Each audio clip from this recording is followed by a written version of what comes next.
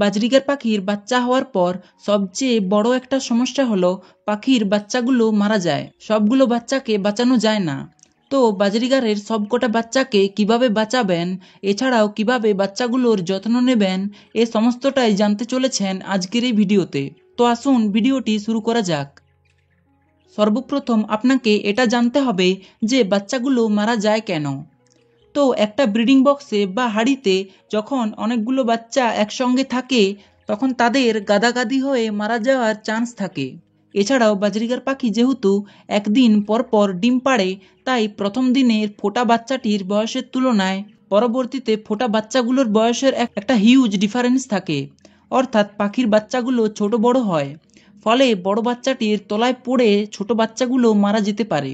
তো এই সমস্যার সমাধানের জন্য আপনি কি করবেন, একটা মাঝারি আকৃতির ব্রিডিং বক্স বা হাঁড়িতে পাখির ব্রিডিং করাবেন। হাঁড়ির ভেতরে যেন যথেষ্ট স্পেস থাকে, কারণ বাজরিগার 2 থেকে 12টি পর্যন্ত ডিম পেড়ে থাকে। এবার সে ডিমগুলোকে তা দেওয়ার জন্য হাঁড়ির ভেতরে স্পেসের প্রয়োজন হয়।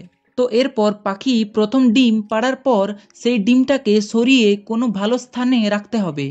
আর এই পাখির ডিম খুবই ছোট হয়, তাই ধরার সময় আপনাকে সাবধানতা অবলম্বন করতে হবে, কারণ বেশি চাপ পড়লে ডিম ভেঙে যেতে পারে। এরপর যখন পাখির সব ডিম পাড়া শেষ হয়ে যাবে তখন সবগুলো ডিমকে একসঙ্গে হাঁড়িতে দিয়ে দেবেন।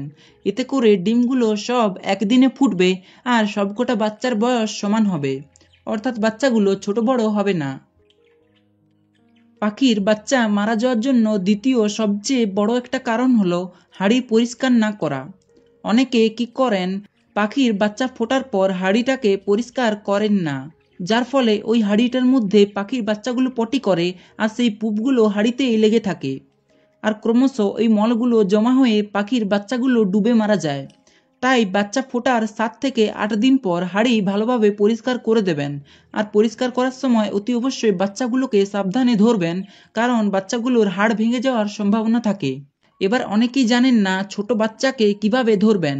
তো বাচ্চাকে ধরার কোনো প্রয়োজন হবে না, আপনারা একটা চামচ নেবেন, সেই চামচে করে পাখির পুপগুলোকে ভালোভাবে পরিষ্কার করে দিতে পারবেন। এক্ষেত্রে পাখির বাচ্চাটাও হাঁড়িতে থাকবে আর আপনার কোনো রকম সমস্যা হবে না। তো এভাবেই পাখির বাচ্চা ফোটার 7 দিন পর একবার পরিষ্কার করবেন। তারপর থেকে প্রতি সপ্তাহে 2 দিন করে পরিষ্কার করতে হবে। এতে বাচ্চাগুলো সুস্থ সবল থাকবে আর বাচ্চা মারা যাওয়ার সম্ভাবনা থাকে না।